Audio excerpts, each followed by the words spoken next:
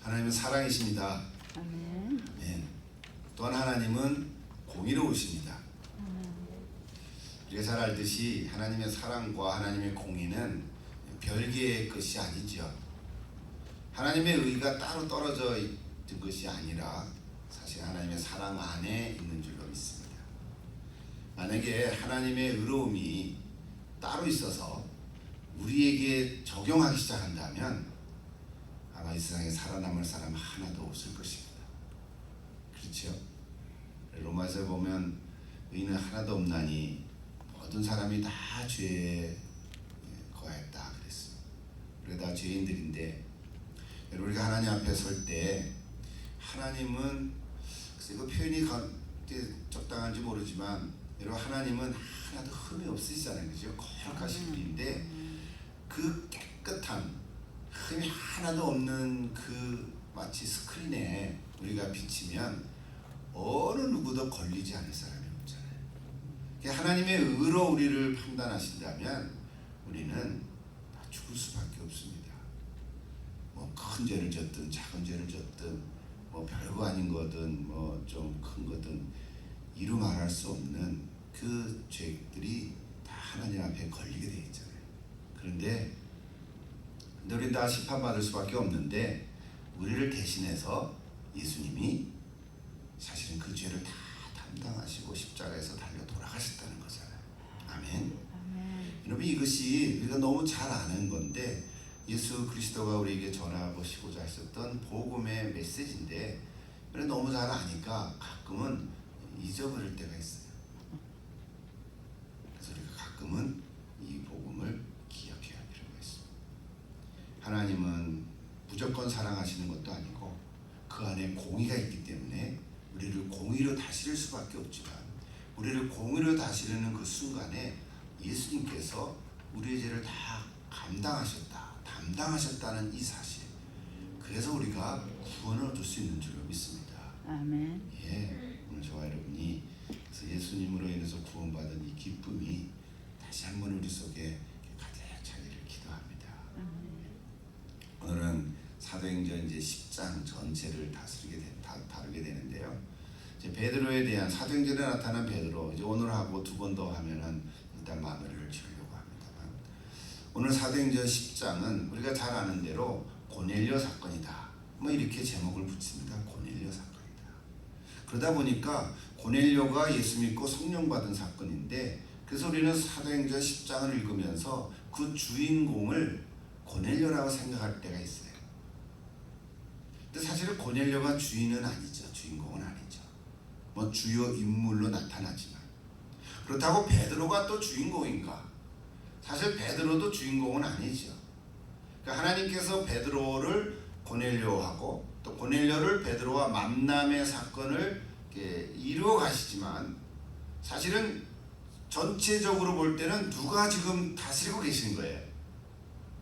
예, 하나님께서 지금 다스리시고, 마치 하나의 연극으로 연출로 보면 연출자가 누굽니까? 하나님이신 거죠. 이렇게 딱딱 들어맞을 데가 없잖아요. 그렇잖아요? 예, 이게 다 하나님께서 계획하시고 움직이시는 거죠. 그래서 고넬료와 베드로가 주인공인 것 같지만 사실 하나님께서 이 모든 만남을 주선하시고 연출하시고 놀라운 섭리 가운데 이루어 가신 줄로 믿습니다. 근데 그 시작은 어디에서 있었냐면 우리가 아는 사도행전 1장 8절에 있습니다. 오직 성령이 너에게 임하시면 내가 권능을 받고 예루살렘과 온 유대와 사마리아와 땅끝까지 이르러 내 증인이 되리라. 이 말씀을 기초로 지금 사도행전 전체가 이렇게 흘러가고 있습니다. 자, 이제 이방인에게 복음이 전파되는 중요한 시점에 왔습니다. 우리가 전도한다고 말을 하죠. 전도, 도를 전한다. 그 도는 십자가의 도죠. 예수님을 전한다. 이런 말인데, 그러니까 예수 그리스도의 복음을 전한다는 것은 아직 예수를 믿지 않는 사람에게 전하는 것이 맞습니다. 그렇죠? 뭐 선한 사람이든 착한 사람이든 아직 예수를 모르고 믿지 않는다면 그 사람에게 예수를 전하는 게 전도라고 말할 수 있어요. 그러나 또 한편으로는 하나님께서는 이 전도하는 이 역사에 있어서 베드로에게도 놀랍게 깨닫게 하시기를 원하신 거예요.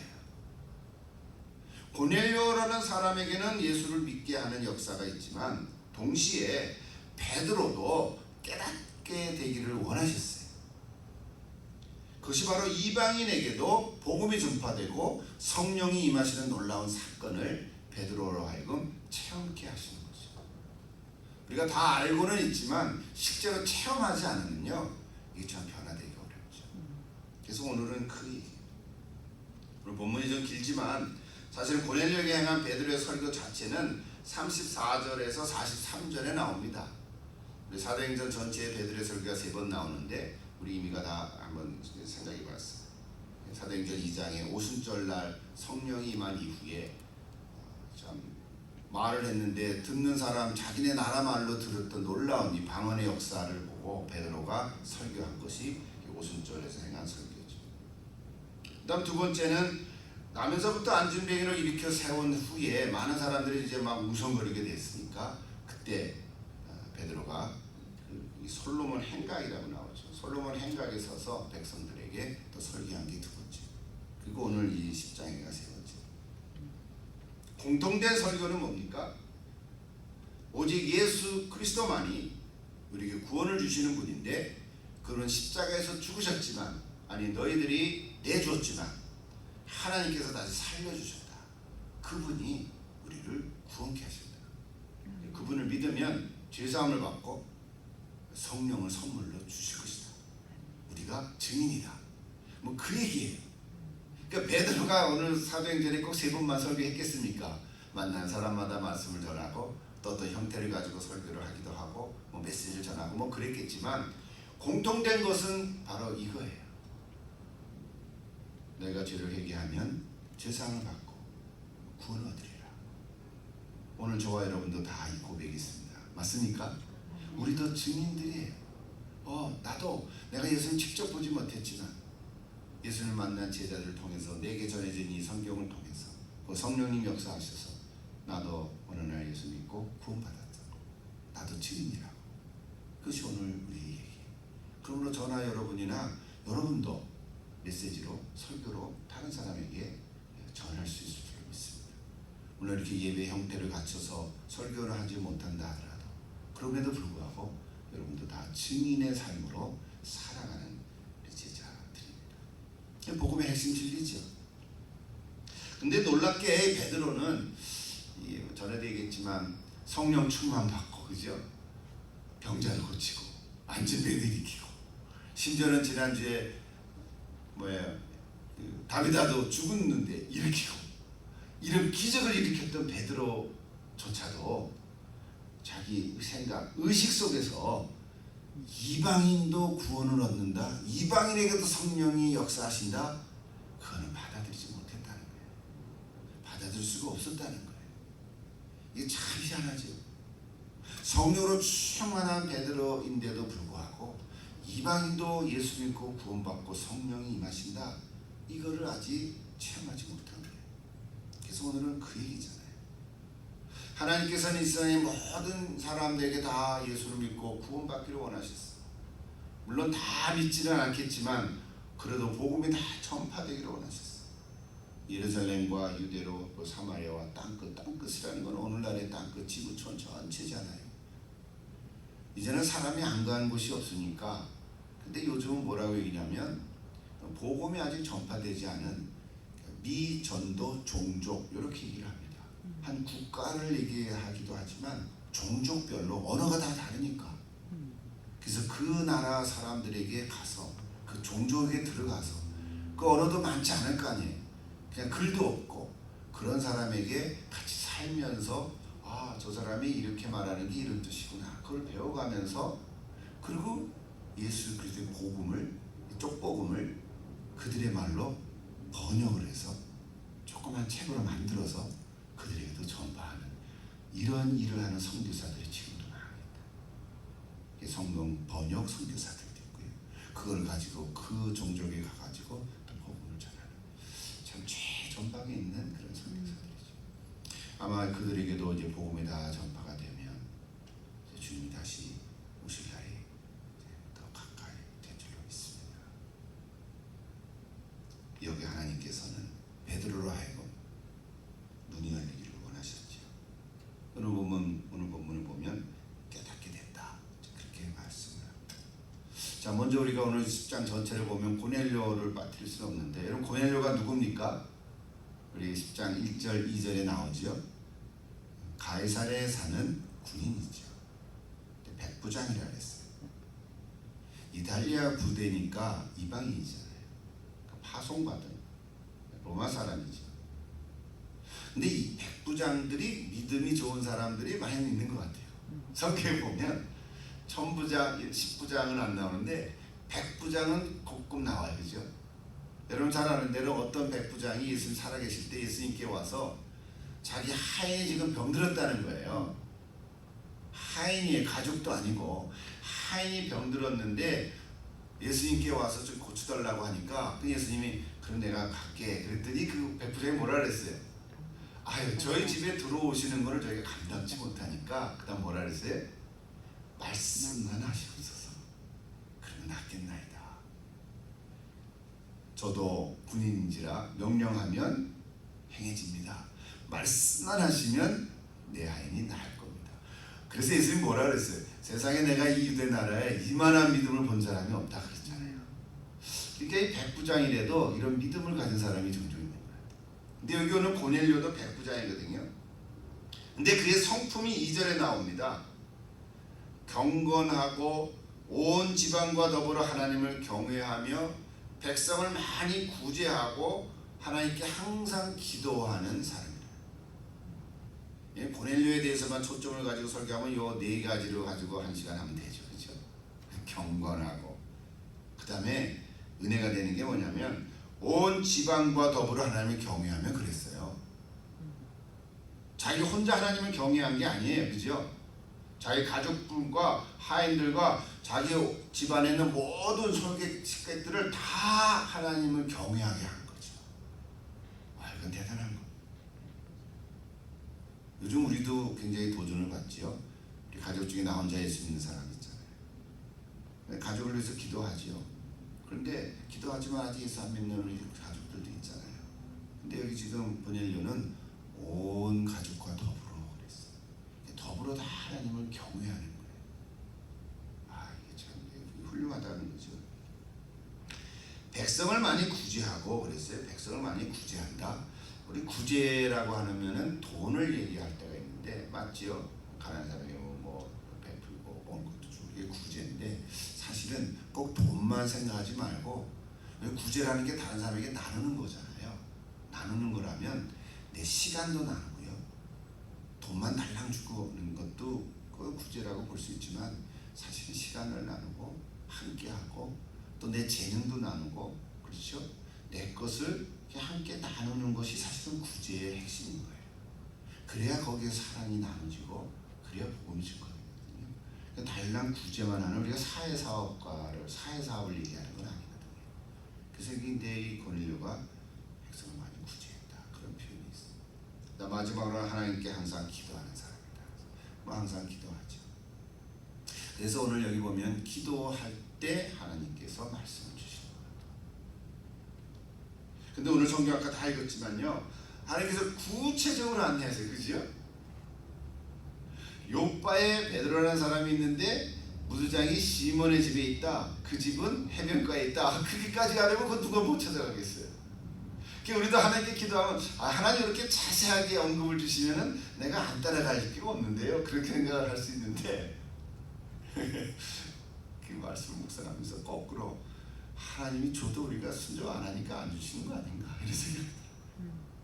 하나님께서 우리에게 자세히 주시면 그대로 움직여야 되는데 안 움직여요. 하나님 이건 아니고요. 이제 그러면은 그다음 안 주시지 않겠어요. 오늘 우리가 하나님께 기도하면서 내가 뭘 달라고 기도하는 거 이상으로 하나님께서 내게 주시는 말씀을 듣기 위해서 듣겠습니다. 말씀해 주시옵소서. 이런 기도들이 다 움직인다 이런 생각. 베드로는 누굽니까? 베드로 우리가 잘 알고 있죠. 그동안 우리가 복음서에 나타난 베드로의 신앙이었죠. 그리고 우리 사도행전에 나타난 베드로의 신앙이었죠. 좀 찾아보는데 정말 변한 것 같아요. 그죠? 그런데 정말 변하지 않았어요. 정말 베드로는 변했어요. 여러분, 베드로의 일정 속에 우리 지난주에 얘기했죠. 루다에서 욥바에 왔잖아요. 다비다를 살려냈는데 거기에 무두장이 시몬의 집에서 며칠 더 머물렀다 그랬잖아요. 거의 며칠 더 머물렀을까, 그죠? 하나님 하시는 거죠. 지금 일정을 잡으시는 거예요. 놀라운 거예요. 사실은 무두장이라는 것은 껄끄러울 수도 있는 거예요, 유대인 입장에서는. 그런데 거기 며칠 더 머무는 거예요. 그리고 오늘 본문 보면 욥바에서 온 사람, 아니 가이사랴에서 온 고넬료의 사람들을 머물게 했어요. 어디에서? 자기가 있는 그 시몬의 집에서. 자기 집도 아닌데. 그런 거 보면 베드로가 지금 막 마음이 와거와거 열리는 중이에요. 그죠? 안 그렇습니까? 우리 집에 뭐 홈리스를 한번 초청한다. 여러분 집에 한번 홈리스를 초청해보면 어떨까요? 싫죠? 더러워지고 그 사람이 어떤 사람인지도 모르는데 이런 생각도 있고. 근데 한번 하면 또 방문 계획을 한번 지으면 또 멀리서 온 사람들 선교사를 한번 지으면 굉장히 많이 기쁨이 생겨요. 전에도 우리 집에 어떤 학생이 집에 있는 적도 있었는데 신경 굉장히 써요. 아침밤마다 밥 해줘야 되고 뭐 이런 것도 있고 또 조용해야 되고 뭐 이런 거 있더라고요. 있지만 함께 지내다 보면 그만큼 이렇게 더 성숙해지는 것을 볼 수가 있어요. 이게 이제 베드로가 그런 거 같아요. 여러분, 욥바에 머무는 동안에도 베드로가 기도하는 시간에 기도하러 지붕에 올라갔다 그랬죠. 그때 당시 집들은 평평하니까 지붕에 올라가서 기도도 하고 쉬기도 하고 그랬다. 기도할 때 낮 12시죠. 낮 12시가 시작하는데 환상을 봤잖아요. 그 환상 얘기 다 했대죠. 이상한 짐승들, 그죠? 더러운 거 그런 거를 잡아먹으라고. 오늘 베드로가 뭐라 그랬습니까? 주여, 그럴 수 없습니다. 아니, 천사가 말을 하는데 거절하는 베드로예요. 그죠? 말하는데 거절하는 경우가 베드로가 여러 번 있었어요. 사실은 이번만은 아니에요. 예수님 살아계실 때도 예수님이 내가 이제 예루살렘으로 가서 대제사장과 서기관들에게 잡히고 고난을 받으리라, 죽으리라. 그랬더니 베드로는 뭐라 했어요? 아, 주여, 그러시면 안 됩니다. 그러시면 안 됩니다. 제가 그렇게 못하도록 하겠습니다. 절대로 그러시면 안 된다. 그게 그렇죠. 베드로가 의심은 있지만 이게 앞뒤가 없어요. 그죠? 거절하는. 얘 말씀하시는데 막 아닙니다라고 이렇게. 또 있어요. 예수님이 제자들과 마지막 만찬하는 자리에서 수건을 들고 제자들의 발을 씻기 시작했죠. 근데 다른 제자들은 가만히 있었는지 성경에 기록은 없으니까 모르지만 베드로가 뭐라 그랬어요? 주여, 내 발을 씻길 수 없다. 절대로 못 씻깁니다. 그랬다고. 그때 예수님 뭐라 그랬어요? 내가 너와 발을 안 씻기면 상관이 없다. 관계가 없다. 그래요? 그럼 머리가 손과 머리도 다 씻겨주옵소서. 하여튼 베드로답죠. 예수님 이미 목욕한 자는 발밖에 씻기 없다 그랬어요. 그러니까 이게 베드로가요, 주님 말씀하시는데도 그 자리에서 거절을 할 그런 마음이에요. 지금도 환상 중이지만 잡아먹으라 그랬더니 못 먹습니다. 내 이런 거를 한 번도 먹어본 적이 없습니다. 레위기에 보면 이거 다 부정한 음식들인데요. 못 먹습니다. 그때 오늘 메시지가 뭡니까? 내가 깨끗하게 한 것을 내가 속되다고 하지 말라. 오늘 우리는 그 말씀이 뭔지 알죠? 뭡니까? 이방인들도 사람 같지 않은 사마리아 사람들도 깨끗하게 하면, 예수 믿으면 구원 얻을 수 있다. 회개하면 죄사함을 얻을 수 있다. 그 얘기잖아요. 우리는 앞뒤에서 금방 이해가 되는데 베드로는 그때 당시에 못 알아들었어요. 그래서 3번이나 봤어. 환상을 베드로는 꼭 3번씩 보여줘요. 3번을 봤는데도 못 알아들어서 성경에 보면 이게 뭐지? 무슨 뜻이? 뭐 이런 환상이다 해서 기도하러 올라갔다가 얘기했죠. 더럽네. 이랬을지도 몰라요. 그럴 때 마침 가이사랴에 있는 고넬료의 아이들이 왔더라고요.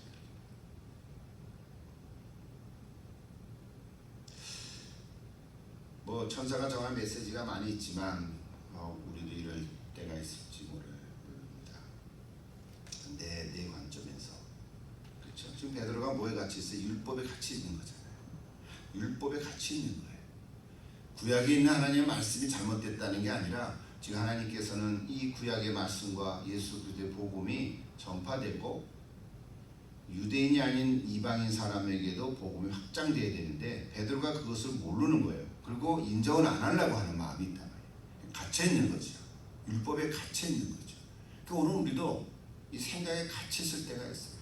내 생각, 내 경험, 내 지식, 우리 갇혀 있을 때가 있어요. 그래서 내 생각대로 다른 사람을 판단하죠. 그렇죠? 뭐 사람 보고 해석도 하고 아예 다 판단해버리고 말아요. 우리 부모들이 자녀를 키울 때 뭐 하나 보고 다 판단해버려요. 자녀 굉장히 위험한 거죠. 이 사람은 이렇고 저 사람은 저렇고 그냥 한두 번 딱 보고 그냥 딱 단정해버려요. 참 굉장히 위험한 거잖아요. 그래서 잘 알지도 못하는데 끝장내 내가 판결하는 거죠. 그게 뭐냐면 다 편견인 거죠. 내 생각, 내 관점, 내가 갖고 있는 것으로 자꾸 보려고 하는 거죠. 그러니까 우리가 예수 믿으면 넓어지는 것은 그것을 자꾸 넓혀가는 거예요. 내 생각대로 내 마음에 안 든다고 어떻게 하는 게 아니죠. 이거를 자꾸 낮추고 낮아지게 하고 그리고 다른 사람을 있는 그대로 자꾸 봐보려고 하는, 있는 그대로 자꾸 보려고 하는, 뭔가 이유가 있겠지, 뭔가 사정이 있겠지, 사연이 있겠지, 뭐 이렇게 자꾸 생각을 해가는 그런 마음을 점점 많이 가져지는 거죠. 그게 변화가 되는 거죠. 그렇죠? 그냥 딱 자르지, 아니야 이렇게 하면 안 되는 거죠. 지금 오늘 베드로가 그러고 내가 깨끗하게 한 것을 내가 속되다고 하지 마라. 그래도 베드로가 깨닫지는 못했는데 완전히 무시하지는 않고 이게 무슨 뜻일까 하고 생각은 좀 했어요. 이게 조금씩 변화되는 거죠. 절묘하게 사람들이 왔잖아요. 정말 베드로는 변화된 것 같아요. 자, 이제 사람들하고 만나서 얘기하니까 이런 말을 했어요. 유대인으로서 이방인과 교제하며 가까이 하는 것이 위법인 줄은 알지만, 그렇죠?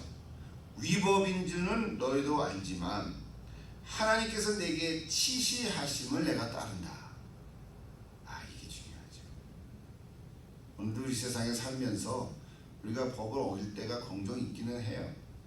뭐 의도적으로 할 때도 있고 무의식 중에 할 때도 있지만, 그러나 다행히 걸리지 않은 거 감사하죠. 그러나 위법은 위법이지만 그걸 잘 해결해 가야 되죠. 근데 여기 보면 하나님께서 내게 지시하심을 따라서 순종하는 것이다. 넓혀져 가는 거죠.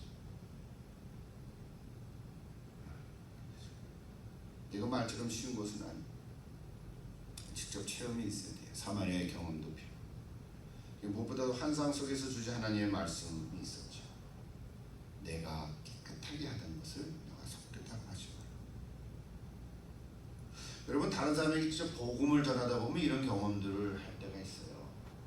뭐 다는 아니지만 참 많이 다르다.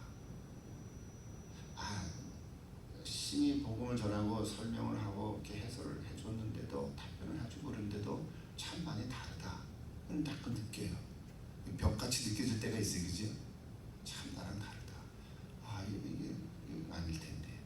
사람이 다 나같지 않잖아요. 참 많이 다르다. 근데 다르다라고까지만 생각하면 되는데, 그걸 가지고 뭐라면 뭔가 잘못된 것 같다, 이렇게까지 나가면 안 된다는 거예요. 나랑 좀 다른 건 있지만 그렇다고 저 사람이 잘못된 건 아니잖아요. 그렇죠? 아직 때가 안 되고 성령께서 역사하시지 않고 그래서 모르는 거지. 그게 긍휼의 마음을 갖는 거죠. 우리가 전도를 해보면 참 다르다. 또 다른 사람을 만나면 참 다르다. 근데 사실 예수 안에서 우리가 하나라 그러잖아요. 내가 달라도 예수 안에서 하나인 것이죠. 그래서 우리는 다 다양한 사람들인 거죠. 그래서 예수 믿건 안 믿건 우리가 이런 생각을 가질 필요가 있어요. 다른 사람이 있는 그대로 다 받아준다는 것, 그것이 사실은 은혜인 줄 믿습니다.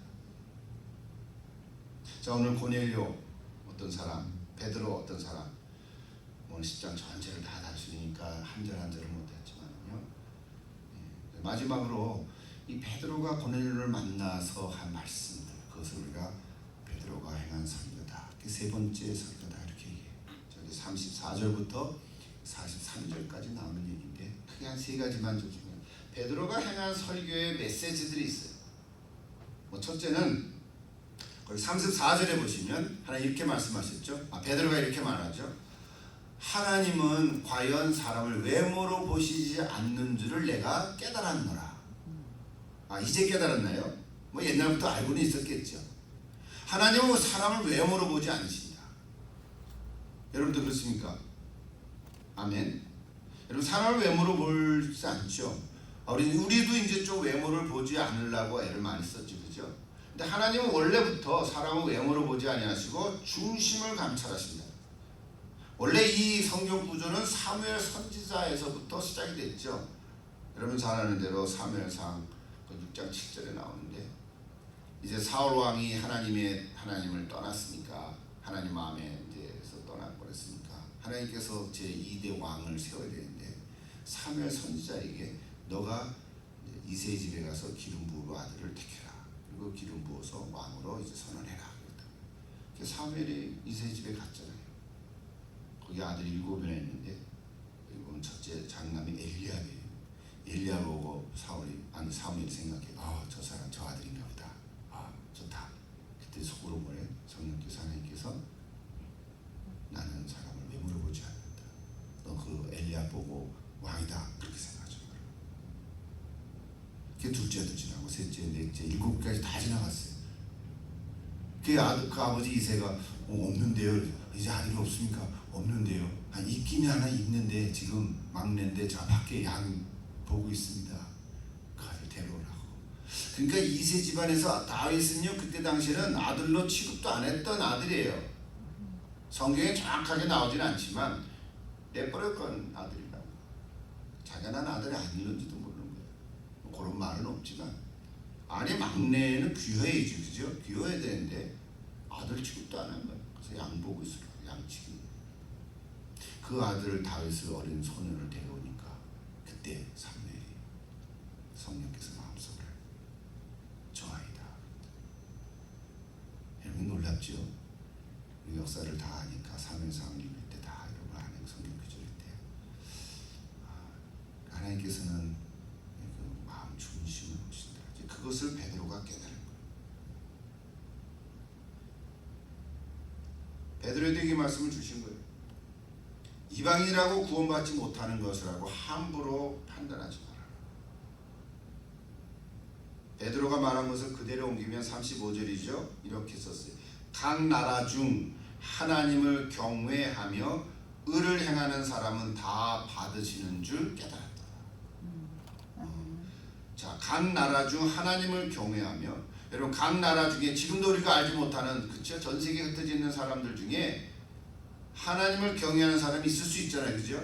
그리고 의를 행하는 사람도 있을 수 있고 정의를 위해서 부르짖고 공의를 위해서 자기 몸 던지고 이런 사람도 있을 수 있잖아요. 그 하나님은 다 받으시는 줄 깨달았다는 거예요.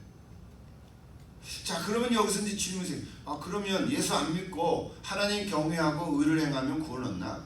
근데 그렇게 얘기하면 또 이게 엉망이 되잖아요.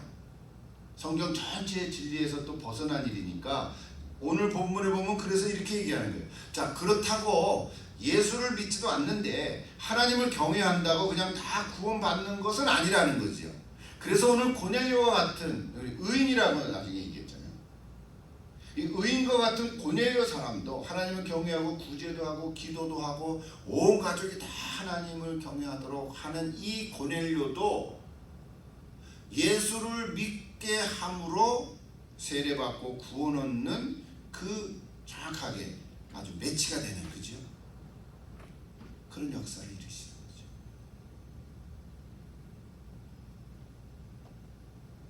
아직 예수를 모르지만 본능적으로 하나님을 경외하는 사람들도 저 시골 구석의 어떤 할머니가 정말 착하게 법이 없이도 살 만큼 착하고 그렇죠? 이웃을 위해서 다 헌신하고 근데 예수를 합니다. 그리고 옛날에 이런지 그럼 그 할머니 구원 받나요? 못 받나요? 정말 착한데 정말 선한데 한 번도 해코지 한 적이 없는데 그래도 오늘 성경의 진리를 얘기하면 그래도 예수 믿어야 구원 얻지 이렇게 말을 하는 거죠. 그럼 어떻게 해야 됩니까? 그 할머니에게 누군가가, 그렇죠? 그 할머니도 누군가가 다가가서 할머니 너무 참 좋네요. 착하시네요. 근데 예수 믿으세요? 예수 믿으셔요? 예수 믿으셔야 구원을 얻습니다. 라고 복음을 전하는 거예요. 그러면 그런 사람들은 마음이 착하게, 아 그래요? 그럼 내가 예수 믿죠. 이렇게 또 나오는 거야. 그래서 이게 하나님의 말씀, 하나님의 진리를 다 맞춰져 가는 것입니다. 뭐 그 외에 예외들이 참 많겠죠. 그걸 우리가 다 알 수는 없어요. 다 하나님께서 역사에 가실 줄로 믿습니다. 우리가 어떻게 다 합니까? 우리가 전 세계에 흩어져 있는, 그렇죠? 하나님을 경외하고 의를 행하는 사람들 우리가 얼마나 다 합니까? 근데 그 사람이 예수 믿는지 안 믿는지 우리가 다 어떻게 체크를 했습니까? 모르죠. 그러나 하나님의 어떤 역사 속에서 정말 구원할 자들을 구원하실 줄로 믿습니다. 누군가를 통해서도 구원하신단 말이에요. 아멘. 그래서 오늘 우리 같은 사람들을 불러서라도 그런 사람들을 만나게 하고 복음을 전하게 하고 그래서 예수 믿게 하는 그 역사를 일으키시는 거죠. 네, 오늘 그래서요, 우리 주변에 있는 그런 사람들을 위해서도 여러분께서 하나님께 계속해서 낙심하지 않고 기도하셔야 할 줄로 믿습니다.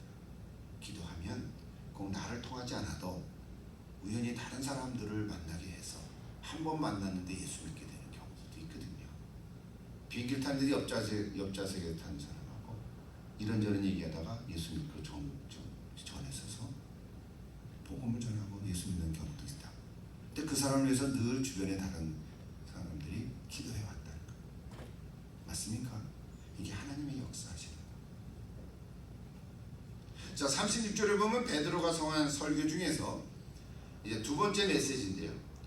늘 첫 번째도 두 번째도 다 예수 그리스도를 전했는데 오늘 여기 36절에는 특별히 화평의 복음이라는 단어가 나와요. 화평의 복음. 아, 베드로가 이런 말을 썼어요. 그렇죠? 십자가에서 돌아가신 예수님이 부활하셨는데 그 사람을 믿으면 죄사함을 받고 구원 얻는다. 성령을 선물로 주신다. 그게 첫 번째, 두 번째 메시지 설교들이었는데 오늘 세 번째 고넬료에 대해서 설교하면서 화평의 복음이라는 단어, 화평이라는 단어를 썼어요. 이게 맞는 거지. 우리가 전하는 예수 그리스도의 복음은 십자가와 부활인데 이걸 다른 말로 한다면 화평, 평화의 복음이죠. 하나님과 우리 사람 사이의 관계에 끊어진 관계를 회복시켜주는 거죠. 화해를 이루는 거죠. 또 나와 나 자신과의 관계가 끊어졌어요. 불안하고 나를 미워하고 나 자신을 내가 싫어하는 이 나와 나 자신과의 관계가 끊어지고 뒤틀린 이 관계를 예수 믿으면서 회복이 되는 거죠. 화해하는 거예요. 내가 나를 화해하는 거예요. 내가 나를 용서해 주는 거예요. 내가 나를 사랑하게 되는 거예요. 여러분, 내가 나를 사랑해 가야 됩니다. 아멘.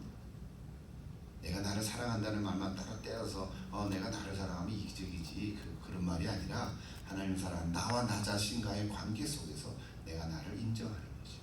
그게 자존심하고 자존감하고의 단어가 조금 다르죠. 심리학적인 용어지만 자존감이 있어야 돼요. 그게 나와 나 자신 관계가 회복이 되는 게 화해의 복음이에요. 또 다른 사람과 나와 사이의 관계에서도 그 멀어지고 끊어진 관계도 이제 풀어지는 거죠.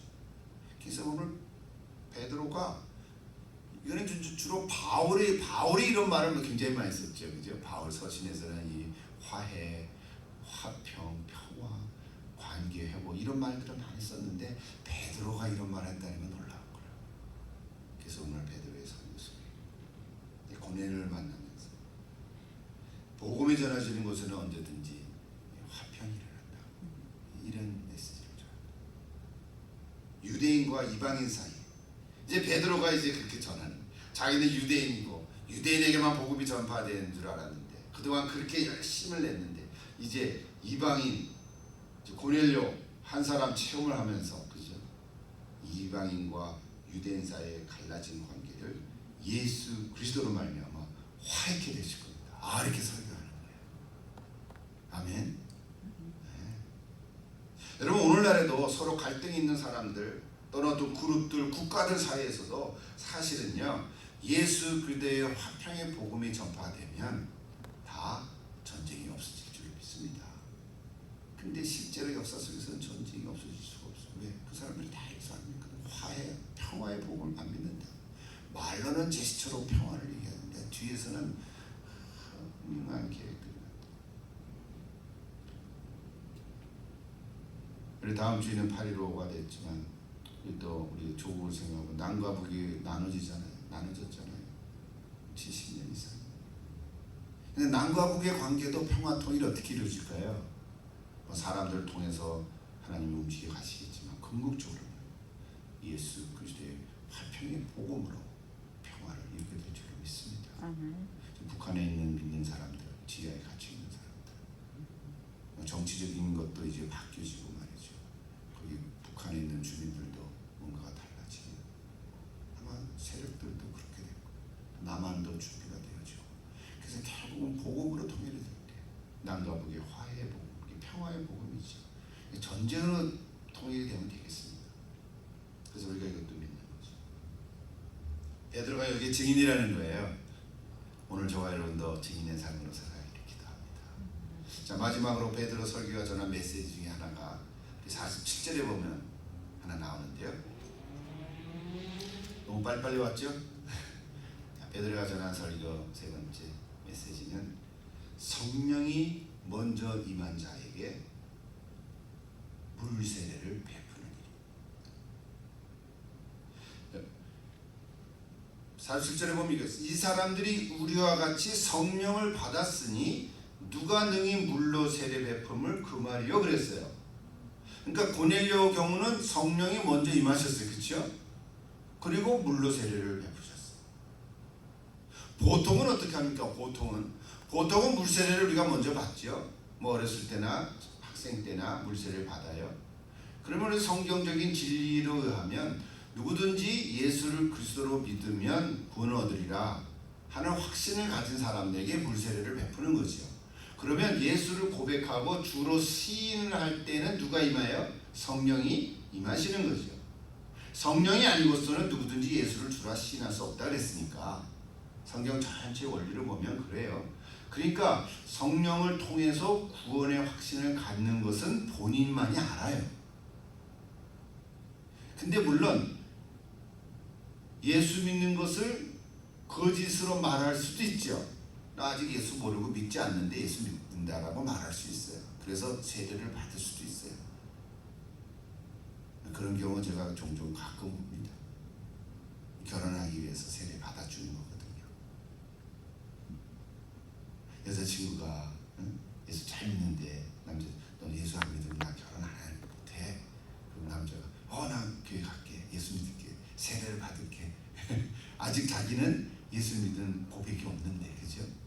근데 세례 받아준단 말이에요. 근데 그게 처음에는 안 드러나죠. 근데 결혼하고 나서 얼마 지나면 6개월, 3년 지나면 나타난다. 진짜 신앙을 안 가졌거든. 그런 경우 있어요. 그러면 갈등이 생기죠. 그러니까 이 성경의 원리가 이게 바뀌어지는 게 아니에요. 여기 보면 우리는 흔히 물세례를 받은 후에 성령을 받는 경우가 많고요. 또 어떤 경우는 물세례를 받은과 동시에 성령을 받는 경우도 있어요. 그렇죠? 물세례를 받는데 동시에 받는 경우도 있어요. 근데 여기 고넬료처럼은 성령을 먼저 받고 나서 물세례를 받는 경우도 있어요. 그 어떤 면에서 성령을 먼저 받고 그 본인의 고백이죠. 받고 물세례를 받는. 그러니까 물세례는요 혼자 받는 게 아니에요. 물론 그런 경우도 있어. 병상에서 세례를 주거나 어떤 교도소에서 세례를 줘도 그래도 옆에 꼭 증인들이 있어요. 같이 가는 장로님이나 거기 그룹들이 있다고요. 몇 명에도. 그러나 보통 물세례는 공개적으로 주는 거죠. 우리 교회에 이제 멤버가 됐습니다. 우리 교회 교인이 됐습니다. 공개적으로 하나님과 회중 앞에서 물세례를 주는 거. 왜 그렇게 합니까? 이제 내가 예수 믿는 사람으로 내가 이제 예수 믿고 살아가겠습니다 하고 선언하는 거거든요. 그러나 성령 세례는 몰라요. 제 3자가 저 사람 성령 받았는지 안 받았는지를 알 수가 없어요. 다만 그 사람하고 대화를 하고 말을 하고 또 고백을 하면서 정말 예수 믿는 사람이었네. 예수 믿는 사람이네. 성령이 임하신 거를 그분이 고백하니까 아는 거지. 분별하는 거지. 전혀 모르는 사람 보고 저 사람 성령 받았나 안 받았나 우리는 알 수가 없어요. 그래서 물세례 따로 성령세례 따로 이거 굉장히 좀 위험할 수도 있어요. 그렇죠? 성경에 보면 진리 전체를 통해서 볼 때 오늘 이 고넬료 같은 경우는 성령이 먼저 임하셨어요. 그걸 사람들이 봤어요. 그 증거가 방언했다는 거예요. 그러니까 이제 베드로가 무죄를 준 거죠. 오늘 우리는 다 세례 받고 성령 받은 사람들이지만 오늘 성경 전체를 놓고 볼 때 이것을 잘 분별할 수 있을 줄 믿습니다. 우리에게 주시는 교훈은 뭡니까? 성령님은 언제든지 어디서든지 누구에게든지 하나님이 역사하시면 바로 성령이 임하시고 예수 믿고 구원 얻는 역사가 일어나는 줄 믿습니다. 그것이 교도소든지 병원이든지 그리고 나 혼자 있는 골방에서든지 성령은 역사하세요. 빛으로 임하시든지 환상을 통해서 보시든지 근데 혼자 하는 거 아니에요. 꼭 어떤 예수 믿는 다른 사람들을 통해서 전도라고 하는 것을 통해서 하나님은 이루어 가시는 줄 믿습니다. 만약에 전도라는 것을 통하지 않으면 그냥 하나님이 한번 샥 하시면 하시겠지, 그죠? 하나님이 여기 페더러에 있는 모든 사람은 다 구원받으라 샥 하면 다 구원받나요?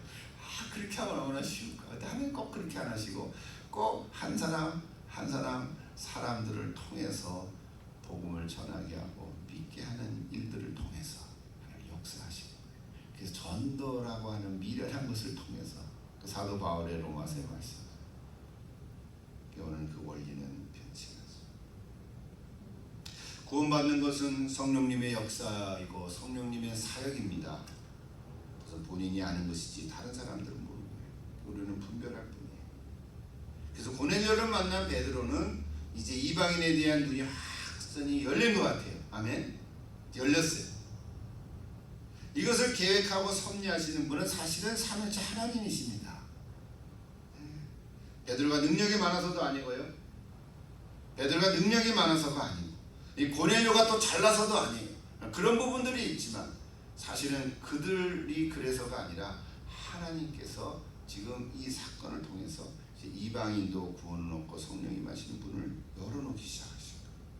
그래서 사도행전 전체를 의사 누가가 편집하면서 10장, 이제 11장, 12장까지 베드로가 나오고요. 13장에 가면 이제 안디옥 교회에서 사울을 파송하죠. 그래서 바울은 나는 이방인의 선교사다.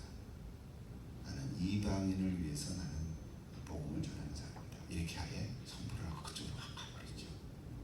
그러니까 사도행전 전체를 통해서 오늘 우리에게 다시 듣는 메시지는 오늘 베드로를 초점을 가지고 지금 우리 한 해 동안 말씀드렸는데 베드로라는 인물을 통해서 하나님께서 하시는 일을 이렇게 잘 배우게 됐습니다. 오늘도 하나님께서는 우리를 부르시는 줄로 믿습니다.